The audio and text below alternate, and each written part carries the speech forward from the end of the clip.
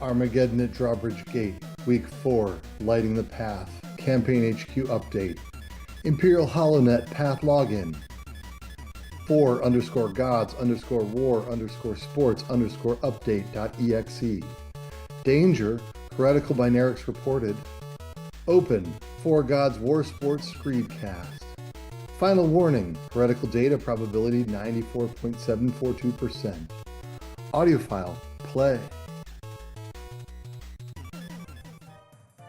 Hello out there, sports fans! Welcome to the 4 Gods War-Sports Screedcast. I'm your host, Horacis the Voyeur, and with me as always on color commentary, the outstanding Mean Joe Gangrene. Joe, say hello to our listeners. Brains. This week, the War-Sports Screedcast is sponsored by Cornflakes. Reminder that skulls are part of a balanced breakfast. Cornflakes. Let's get right to the weekly outcomes of war making across the Drawbridge Gulf planetary system. We Emperor's children treat war like a literal sport to be mastered. So let's see who's mastering it this week. Well, it looks like the battle lines have shifted a little bit from last week. You can see that the forces of chaos have made a set of advances and are engulfing a lot of the unaligned forces. The Alpha Legion is pulling up on the right flank. Ultramarines and Astra Militarum are holding strong in the middle, while the Raven Guard's pulling back to launch a secondary action. The Adeptus Mechanicus has retreated entirely from this planet, looking to make their bones elsewhere. And Eldari are lurking in the Corno still. Meanwhile, on Drift Blue, things are looking good on the big blue planet. Tyranids made it their home, and they're making it hungry. They've arrived in force, striking at the central population around the airfields there. Ultramarines and Astra Militarum are showing up there, and to guard at the ornamental grain silo complex in the corner. Looks like a cult built it. Who would have done that? But Votan have appeared as well, and they're showing up on the corner. And as we said before, Admech are making their start over on this side of the world. Soon the Gulf is going to be between the two. Who knows what'll happen? Now the standings are as follows. The forces of chaos remain neck and neck with the forces of the Imperium, thanks to nearly identical win rates. The Annihilation Xenos have taken a big jump, thanks to some Tyranid victories, and with the Eldari first conflicted with, but now joined forces with, a contingent of Votan to help balance out their roster and snatch a few matches. Which side do you think's gonna win next week, Mean Joe? Brains. Right you are. Clearly the side that plans their attacks in advance. Let's take it to some footage of the action. Here we see a force of Sneech clashing against the mighty forces of the Astra Militarum. A nice Rogaldorn tank there firing down. Good to see chaos striking hard. More chaos in action, as you wouldn't be surprised, most of our footage is that. Here they are stamping out the horrific metal monstrosities of the Necrons. Unfortunately, when Chaos Face is around, sometimes Chaos faces chaos, and here's a internecine conflict between the two forces. What do you think about this, Mean Joe? Brains. That's right, they should have used their brains and fought other Imperial targets. Oops, here's one of us together defending ourselves against a Tyranid onslaught. Looking good there, Mean Joe. Brains. Oh, thank you. How did that get in there? Some of our old sports days ourselves. Hey, here's another one. On the other side, the Ultramarines have been facing off against some Annihilation Xenos threats, including a big old Orc War Force. Look at them boys in blue jump in. Gosh, I hope they rot in hell. Meanwhile, there's some mix-up on the Order Xenos sides. The Votan decided that their first foes were the very, very tall, little short stubbies like they are, so they tackled some Eldari forces. Once they got it straightened out, though, they were on to their other targets. The Eldari put the Death Guard in their sights, flying in to try and balance the favor against Chaos, but Chaos sometimes proves too strong. Those Death Guard are turds. Now let's take a look at those player stats. We need to see who's rising and who's falling to get a sense of who's the best competitors may be. You know what Coach Fulgrim always says, right, Mean Joe? Burns? Nope, to be the very best, you gotta kill the very best. Let's start with the injury report. This week brought to you by Farmer Giggling Maw's Corpse Worm Sausages. If it ain't wriggling, then it ain't a giggling. Buy one, get one free at a Plague Tower near you. And as always, if you don't see your scarred unit here, it's because the footage of them wasn't close up and clear.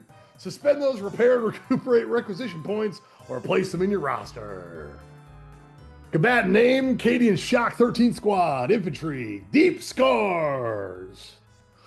The Berry Bunch, Command Squad, Battle Weary. Look at this one here, it's Edger, the Sentinel, Battle Scar gained Fatigue. He's tired of running. Combatant named Tekka Burton. He took 2 Battle Scars this time and gained Battle Weary and Deep Scars. Good thing most of his body is mechanical, easy to replace. Next up, Fear the Doom Roombas. These engineers, they got a little exhausted out there on the battlefield. They are fatigued. And finally, some of the orcs. I don't know what the name of this is. Surely some sort of orcoid nonsense. It's a Gorgonaut, and it received crippling damage. This one might be named Orctimus Prime, or maybe that's just a sort of enterprising orc graffiti artist. But anyways, it's a Stompa, and it's disgraced. And we've got a whole host of battle trait advancements this week, so let's check out the stats on those. The first group will be our rookies, which will be receiving battle traits from the Armageddon book, as with the rest, followed by our veterans, who will get to do the roles themselves from each force's own army codex. That sure will make it for an easier time, right, Mean Joe? Burns. Thanks. It was a small call for units to have who've already received a battle trait from the Crusade Armageddon list and are branching out into their own force rules. Just a couple exceptions, as a few true MVP superstar players have uncovered Crusade relics, so we'll be lifting those here as well. Get those championship trophies and rings. And as always, if I missed something or something was missing, either the picture was wonky or submit it again. First up, the Cemetery Reckoners. These Karskin are stalwarts. This little guy's Chetty, maybe it's Chetty Bang Bang, a hellhound that has extra armor. Next up, the Furfering, something like that. Whatever this thing is, it's a Vanquisher. It gained 2 battle traits, Advanced Suspensors, and Endless Rage. Look out for them angry boys. This one's a Rogadorn, whose name is Thaddeus. Not sure if it's the driver or the gunner or the tank itself, but in any case, it's a Demon Hunter. Next up is the Beak Breakers. These tempestuous scions are now Fortune's favored. Next up, we've got our Chaos entrants, and good thing too, we love these boys. Vrek the Mirror Blade, Exalted Sorcerer, he's got a Force Shield.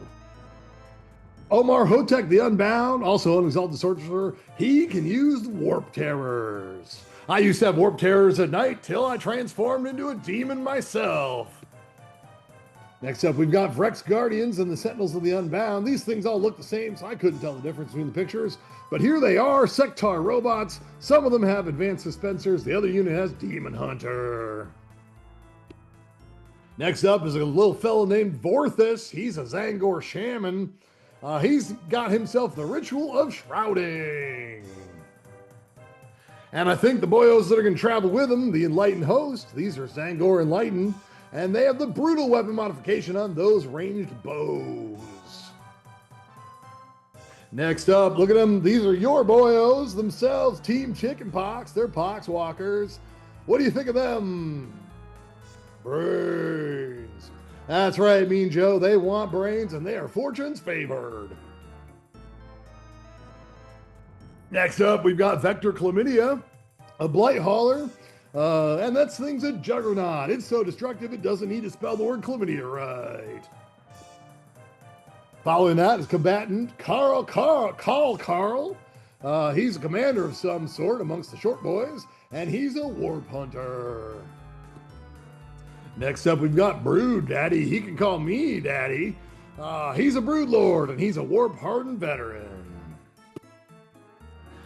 Well, I'm pretty sure we know who these have been fighting. They're called K3VI-N's Bane. They're Zoanthropes, and they have the Ritual of Shrouding. Chase those Imperial Guardsmen, boys. Next up, we've got a Psychophage, codenamed Barbarossa, and it's a Demon Hunter. Following that, some of the more mutated versions, the Blessed Martyrs, they're some manner of bodyguard, and they're now stalwarts. On to the Necrons. This one's Purge Unit 1, creative name there. This one's a Canoptic Doomstalker, and out there on the battlefield, he's a Juggernaut. Next up, we've got Cadex the Hunter. He's a Hexmark Destroyer with the Warp Hardened Veterans special ability. Not to be outdone by Bontet the Merciless, also a Hexmark Destroyer, who has Adaptive Camouflage. Coming sooner than you expect to a table near you. Now for the veterans, again, these all get to roll in your own codex as indicated. I trust you. Team Ebola, roll in the Death Guard Infantry. Legion of the Unbound, roll in the Rubricate chart. The Flames of Wreck, roll in the Rubricate chart. Mors Protuberus, whatever, we don't know. Roll in the Astra Militarum Infantry chart. The Ravens Nevermore, also Kriegsman, roll on that infantry chart. Kevin's Guard, roll on that infantry chart. Imminens Exitum, roll on that mounted chart. The Voice of Garmer, roll on that command chart. And Flavius the Insatiable, I see you there, boss.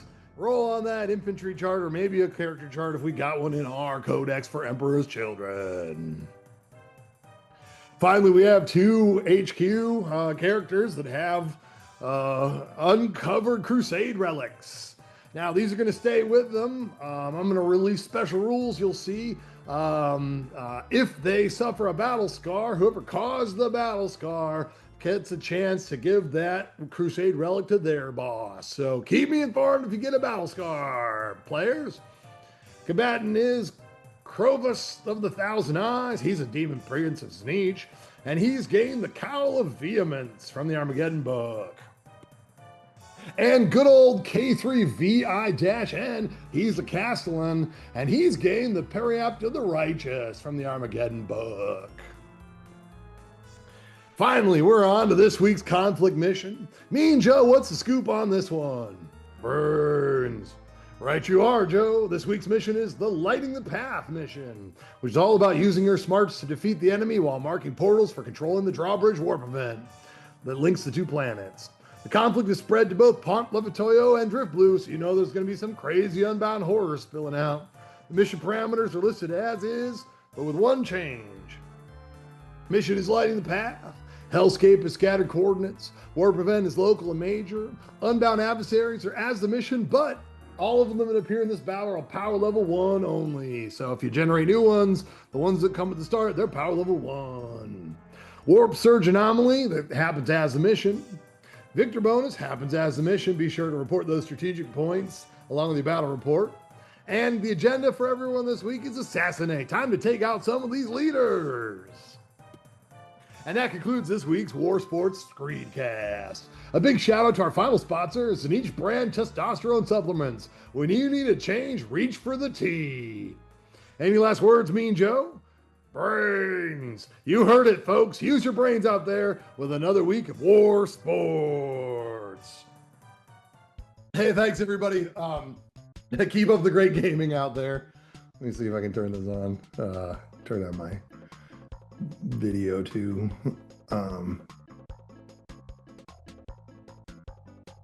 Hey, I wonder if I'm visible. Hey, thanks everyone. Keep up the great gaming.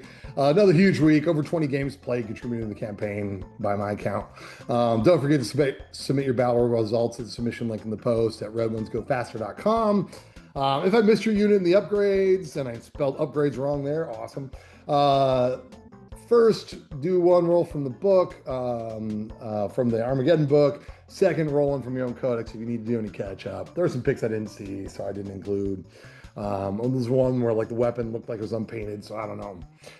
The photos are looking way better. Speaking of photos, keep getting in those low shots in front of terrain. The lower, the better. They just tend to pop that way. Huge thanks to Dave L. and Ryan N. for this week's painted commentator duo. I had a lot of fun putting them together. I wanted to do the zombie, but didn't know how to have them talk, so here we go. Some chaos conversation. I need a new one for next week, so submit something by sending me a photo of your model if you haven't been a narration choice yet, and watch the space for more campaign HQ updates. After this week, we're halfway through, so keep it up. Keep painting. This is awesome. Take care, everyone.